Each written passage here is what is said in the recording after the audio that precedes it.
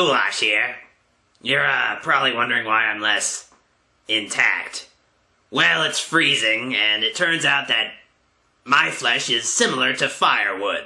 So my creator, Dr. Wolfula, set me on fire. Yeah, the Wolfie layer doesn't have any internal heating, so... yeah. Dr. Wolfula says it's a scam, yet he still plays freemium games. Well, since it's so cold, I might as well review a movie that'll give me warm thoughts. You know, that guy in that new movie, The Town That Dreaded Sundown, has the right idea. A bag on his head. I should give that a shot. You know, it'll solve two problems for me. My heating problem, and also my, this problem right here. The problem that's my face. But I haven't done the original movie either. I haven't even seen it. So let's check out the 1976 movie first, and then the 2014 movie. 2 movies in one video? Do you have any idea how much money you're making me lose? The Town That Dreaded Sundown is about a man in a mask who wanders around at night stabbing people. I know, you've heard that before, but The Town That Dreaded Sundown is based on a true story. You see, back in the 40s, the town of Texarkana, Texas was the site of a series of killings known as the Moonlight Murders. Between February and May of 1946, 8 people were slain by a madman known as the Phantom Killer. Because Baghead Killer doesn't have the same ring to it. If you're at all familiar with the Zodiac killings during the 60s, you'll probably notice a few similarities between that case and the Phantom Killer's case. The Phantom would usually stalk young couples out at night in lovers' lanes. The movie doesn't seem to know anything about what teenagers are actually like, because the young men in the film are shown resting their heads either on a girl's lap or on a girl's shoulder. Kinda lame. Apparently, there's no hanky and or panky going on in a lover's lane. After hopping around a bit, the Phantom would finally attack the particular couple he was stalking. Then the police do some investigating, and then the Phantom attacks more people, and that's pretty much how the movie goes until it finally ends. For some reason, the teenagers never think to just stop going to lovers' lanes at night. Solve a lot of problems. I gotta say this about The Town That Dreaded Sundown. It looks like a lot of effort was put into it. It looks nice, you know. It was shot well, but it doesn't really have that gritty, real-world feel that a movie like Texas Chainsaw Massacre has. Honestly, The Town That Dreaded Sundown looks a bit too much like an old TV show, like Murder, She Wrote. That's not so bad. Murder, She Wrote could be pretty scary sometimes. Remember that episode when Jessica Fletcher went after the murdering necrophile? That was pretty fucked up. The coolest thing about The Town That Dreaded Sundown, though, is that the film was shot mostly in the actual town of Texarkana, where the real murders happened. So much of the town is shown in the film. One can't help but feel absolutely immersed within this place. I felt like I was an actual citizen of Texarkana. I guess. I'm trying to make this review sound artsy. It's just cool that The Town That Dreaded Sundown tries to be accurate to the real events instead of just trying to be a straight-up horror movie. The key word here is that it tries. A quick Google search will tell you right away that the movie isn't very accurate. Okay, Ghoulash, I want you to say that again, but replace Google with Bing. Why? We're fucking sponsored by Microsoft. Oh, yeah. I forgot about that. A quick Bing search will tell you right away that the movie isn't very accurate. How was that? Better, but still terrible. The Town That Dreaded Sundown makes stuff up and rearranges events. For the most part, though, the film appears historically accurate. Then weird stuff happens, like when the killer attaches a knife to a trombone and kills a girl while playing the instrument. Yeah, that didn't actually happen in real life. I know, surprising. When I was watching the movie for the first time, I was like, did that actually happen? That seems way too weird to make up. It was made up, though. I don't know why it happens. I guess it's creative.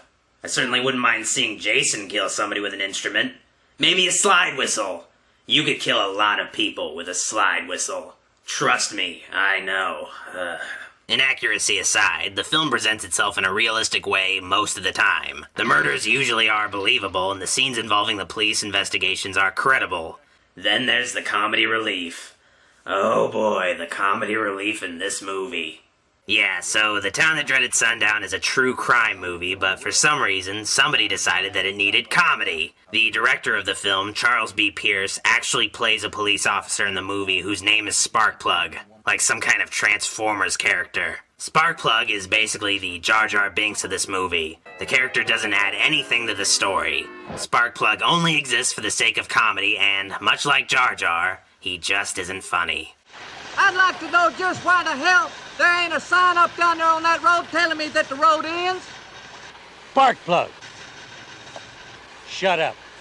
The gags are just strange. At one point, Sparkplug forgets his keys and scrambles around looking for the keys. The joke here is the keys are clearly hung up and labeled.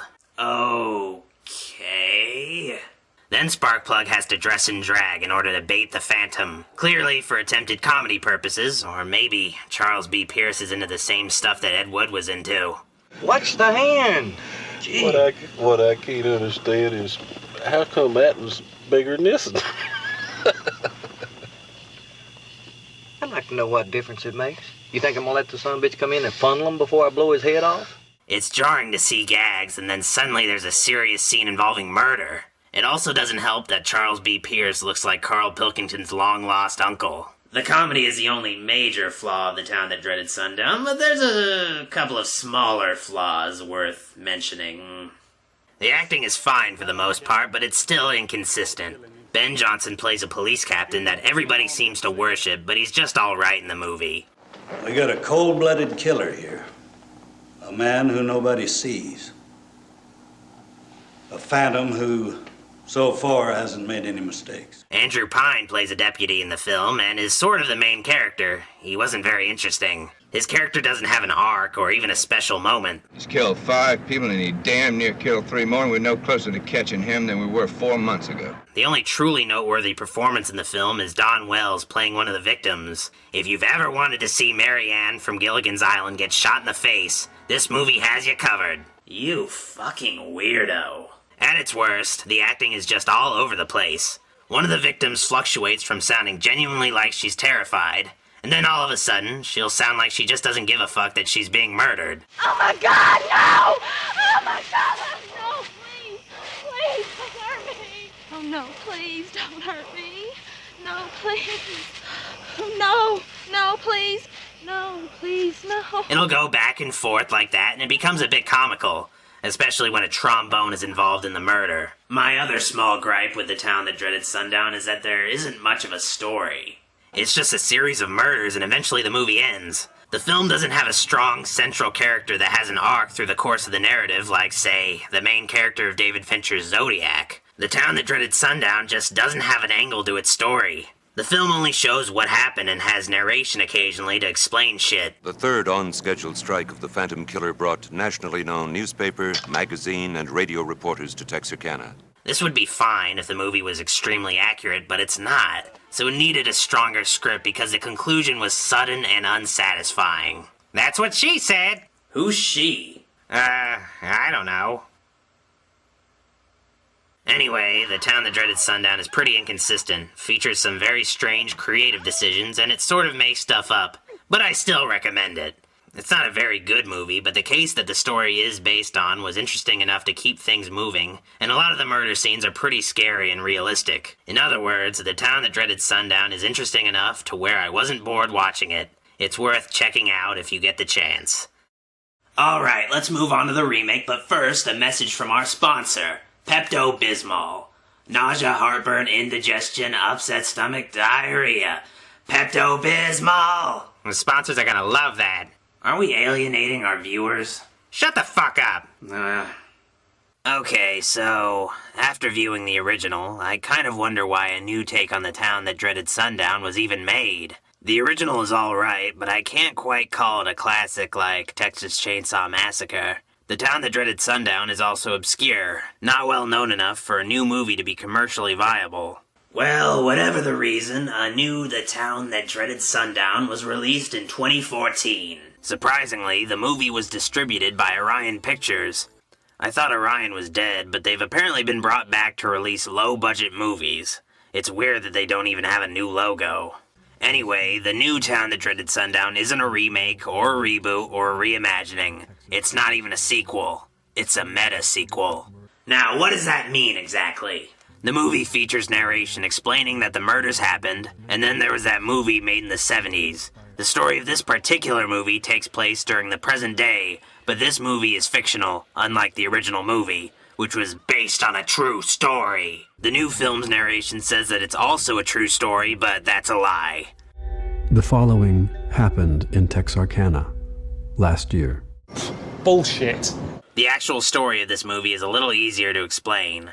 On Halloween in Texarkana, there's a screening of the original town, the Dreaded Sundown. A teen couple in attendance named Corey and Jamie leave early so they can go to Lover's Lane and make out, unlike in the original movie. Of course, this is an invitation for the Phantom Killer to make his comeback. The Phantom attacks the couple, and it basically becomes a less scary version of that lake scene in Zodiac. Man, Zodiac was a really good movie.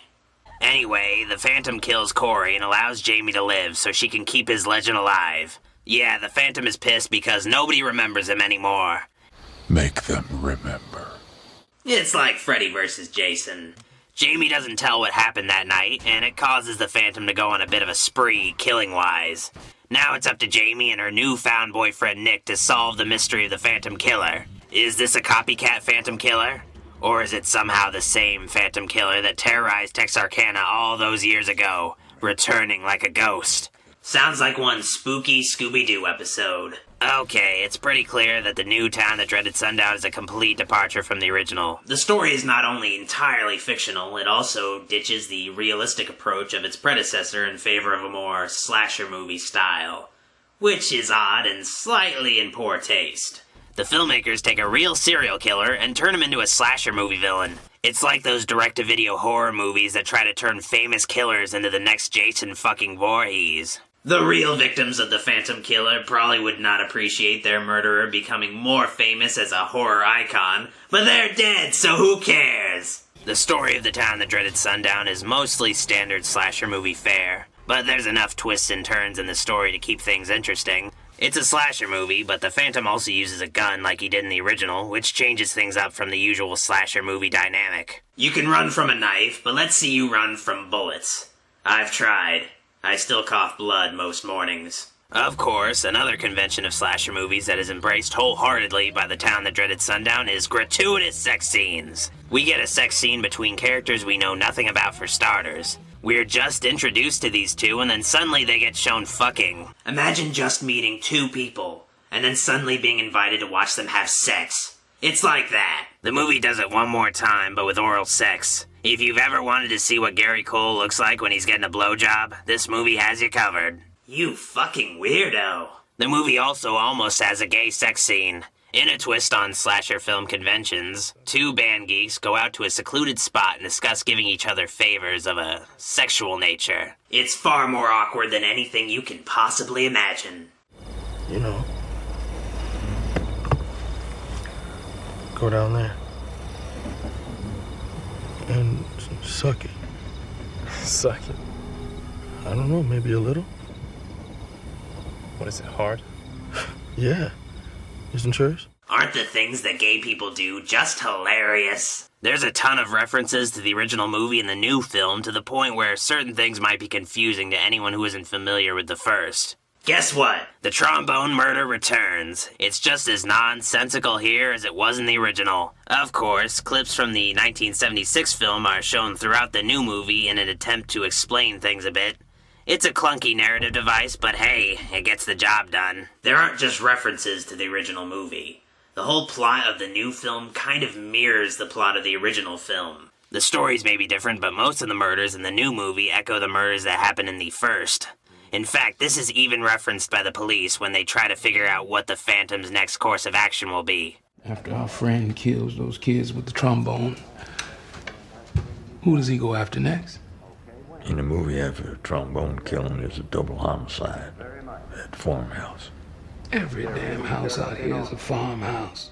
It would have been cool if the protagonists watched the original movie to try to figure out what the killer does next, but they don't. There is a scene, though, that is incredibly meta involving Charles B. Pierce Jr., a fictionalized version of the son of the original movie's director. It's a nice nod to fans of Charles B. Pierce, but man, this scene won't mean much to casual viewers. All of these things make me wonder if someone involved in the creation of this movie was a huge fan of the original and wanted to make a tribute to it, but they had to make a commercial, so it's a slasher movie. That's the only explanation I can think of that can explain why the movie is the way it is.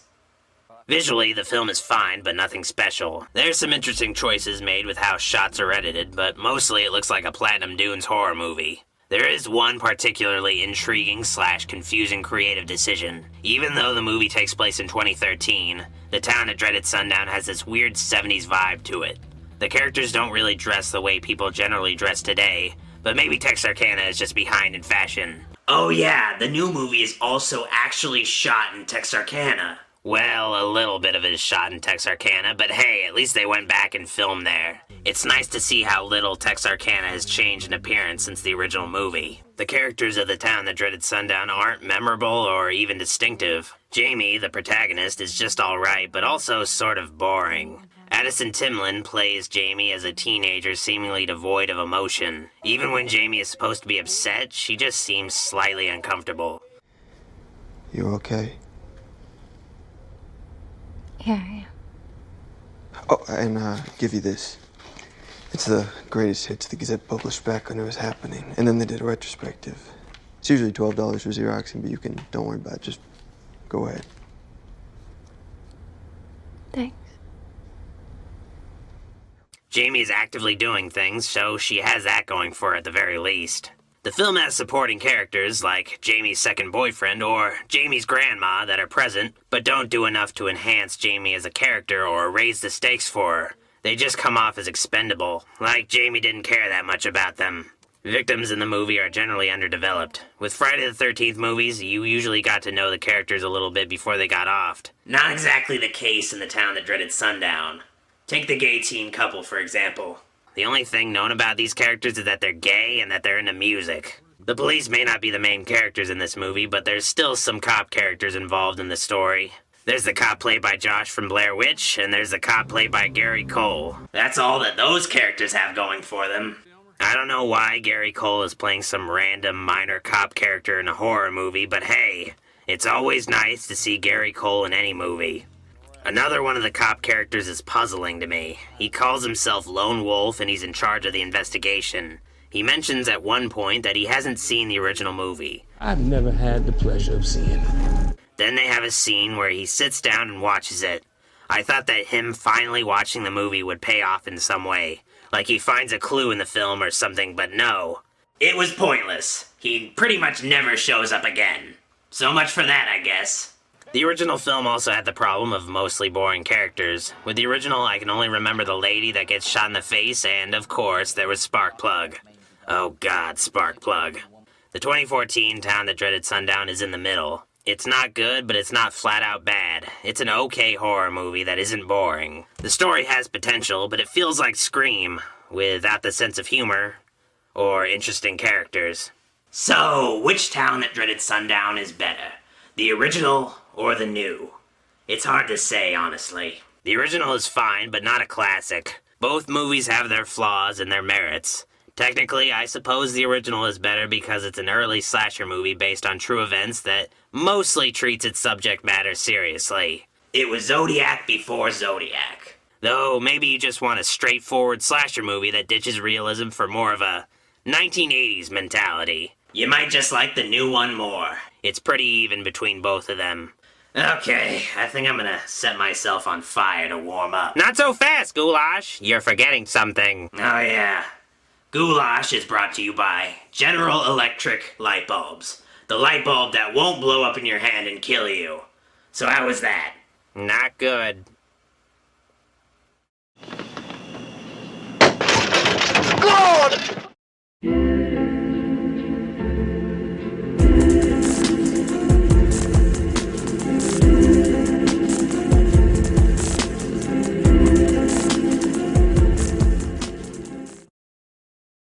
Well, you know, even though it's somewhat revolting after a while, it really fixed up my heartburn.